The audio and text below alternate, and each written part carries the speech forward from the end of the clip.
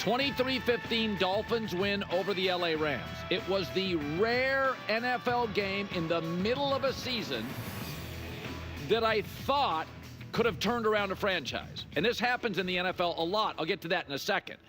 But Tua is healthy. He was tremendous on third down. Should have beaten Buffalo. And they dominated a Rams team on the key down. Third down offense, third down defense. And remember this, schedules matter. The schedule gets really easy for the Dolphins. Jets twice, Browns, New England Raiders. Easiest remaining NFL schedule. So every season there is a team in about week 9, 10, 11 that catches fire. Last year it was the Rams. Remember, they won 7 of their last 8. They were a bad team, unhealthy. Then they got hot, went to the playoffs. 2022, it was the Bengals. Bengals were back and forth. They were 4-4, got red hot, went 12-4, lost close to the Chiefs in the AFC Championship. Remember the Brady Buccaneers. People forget this. They were 7-5 going into the Week 13 bye, and the schedule lightened up. Detroit, Atlanta a couple times. Detroit wasn't as good as they are now. All of a sudden, Bruce Arians, Brady are clashing. They're 7-5. They go into a bye. They get red hot. This happens every year. And I look at Miami's schedule. I look at the way they played. They should have beaten Buffalo. The schedule gets weak. Listen, the Rams have a great coach, an excellent quarterback, and a good young roster, especially on defense. And I mean, that game, I don't care what the score was. The Rams were chasing the Dolphins for 3.5 hours. That was the Dolphins game from the very first drive. And you know what? I've said before, there are limitations to what Tua can do. But in that second half, and on third down, he went for the game 9 of 12 for 140 yards just on third down. And that is an excellent, young, albeit young, excellent Rams defensive front. And he tore them apart. So we can say what we want about Tua. He may have limitations, but I watch him in Buffalo on the road, then fly cross-country against that Rams defensive front, and Tua was exceptional.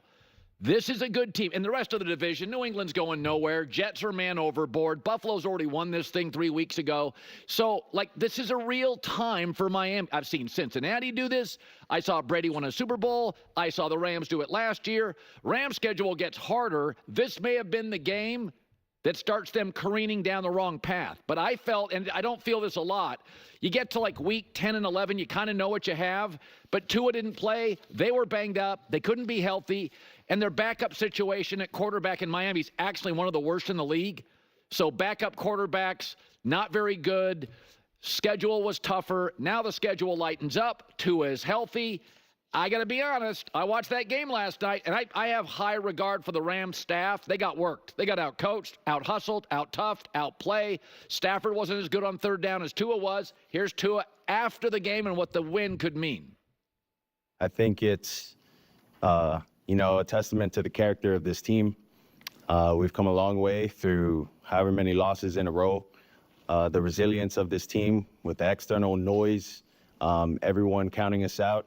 Hopefully this is an opportunity for us to not waste. Hopefully we can go on a run with this win and find our rhythm towards the back end of the season. Well, yeah. I mean, okay, I wanted to get back to the schedule. If I can get there, perfect.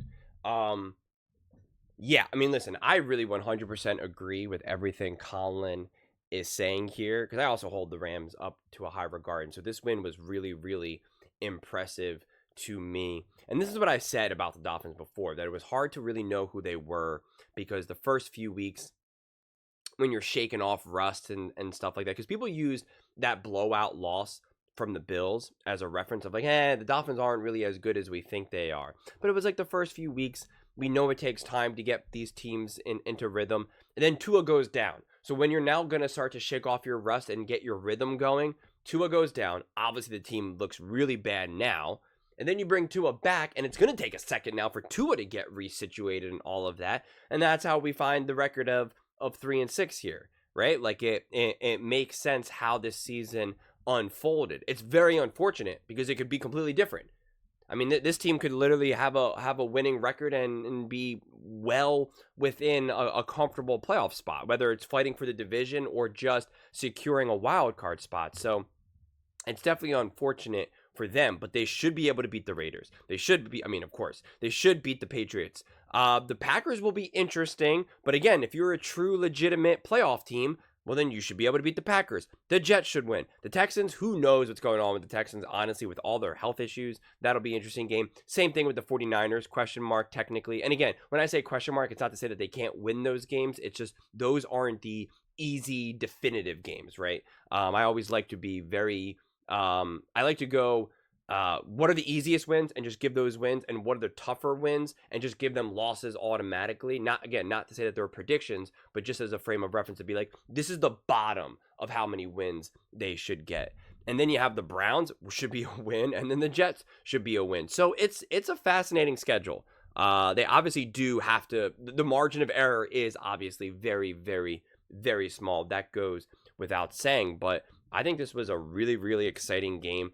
The one thing I disagree with Colin, though, is what limitations for Tua? Like, limitations in the way where he's not Patrick Mahomes and Lamar Jackson and Josh Allen. Like, he can't barrel through people, or he's not as fast as Lamar. Like, is that what we're talking about with limitations? Because then, I don't get it. Because then Matthew Stafford has limitations. Brock Purdy has limitations. Jalen Hurts has limitations. Like, I'm just kind of confused when we say limitations. Is the frame of reference always like the absolute freak athletes of the universe, like Josh Allen and Lamar Jackson and Mahomes? Like, and anything that isn't on that level is now they're limited? Because I'm still not sure what we mean by that when talking about Tua. I really don't. Is he limited by his durability with obviously being able to stay on the field? Yeah, that is a real thing. And that is a thing that Miami Dolphins fans were really resistant to. And actually, when I very first started this channel last year, it was actually in the middle of the season last year, around like November or so. I was just the way how the NFL narratives were unfolding. I talked a lot about the Miami Dolphins and Tua, and I talked about kind of some of the injuries and stuff like that, and I got a lot of pushback from Dolphins fans, honestly, about it, saying enough with that, enough with that, enough with that. But that is a real thing, and that brings me into the kind of the next point of like, why after that turnover, why did he go for that tackle where he like goes in head first? I mean, I love Tua's heart, I really do. I absolutely love his heart. I love everything that he stands for. I want to see this guy succeed. I want to see him get an MVP, Super Bowl trophy. I want him to have it all. I said this so many times, like, he is the exact person that you should want to see succeed. He's the type of person who you want to see succeed in the NFL and be a face of the league. The NFL, unfortunately, and just at professional sports in general, are filled with bad people, with people who are just fundamentally not good people. Whether we want to say it's just who they are or their upbringing, it doesn't even matter. They're just not high quality people. I truly believe that Tua is a high quality person. I want to see him succeed, and when I see him go out there and then take a knee to the head, I'm like, no, what are you doing? And I get it, because there's that sense of like, hey, you got to step up. This is a man's sport. Let's go. But it's also like, no one's going to fault you for not trying to tackle someone after a turnover. It's just not your responsibility even. I don't know why kickers do it even when there's a big return. If it's the Super Bowl or something, I could understand. But even then, you hurt your team if you get injured. A lot of kickers and punters end up getting hurt when trying to make those tackles. It's not who they are. It's not their body type.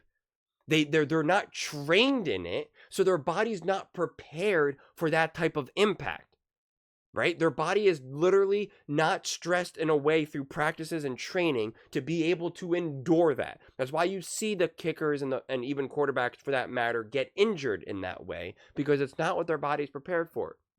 So yeah, you could be a man and do it and all that type of stuff, but it's just not a smart decision. And it's just like, I'm like begging you to, please, just if that happens, you just stand there, you get off the field. It's not your responsibility. If we want to say that that's what limits you, fine. Well, then just limit your turnovers, or at least to have a turnover in a way where they can't have a return of any type, and that's fine. But nobody's gonna fault you. No one's gonna think that you're less of a man, that you're not strong enough. Like, and any of those people who do say that, believe me, they got nothing going on in their life. By all means, let them chirp away. But it's just like, it's just, when I saw that, I'm like, oh my God, please. And they kept showing highlights of it. And I'm like, dude, please, what are you doing?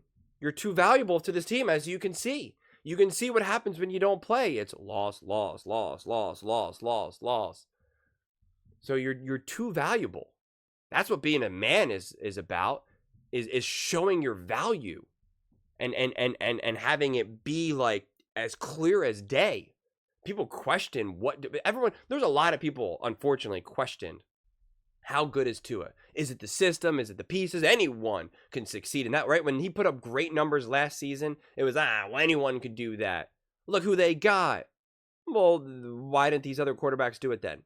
Why did they not look like Tua? Why didn't they put up Tua's numbers? Why didn't they win like Tua? That's weird.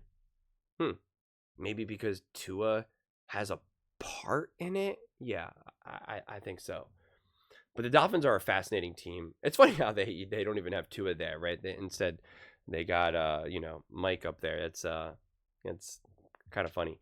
But I guess he's more the face of the team than Tua. Actually, I'm curious. Miami Dolphins fans, you guys will have a better feel for this, especially in the local media and all that type of stuff. Who's more the face, the head coach or star quarterback? Please definitely let me know. I honestly, I would have assumed it was Tua, but I guess Mike with the shades and the style and all that, maybe it is him. Yeah, I really do hope this team can go on a run. I really, really do. I hope they can compete for a playoff spot, and it would be fun to see them get another playoff game where Tua's actually playing. They're not decimated with injuries, especially defensively, and they're not playing in one of the coldest games in the history of the NFL.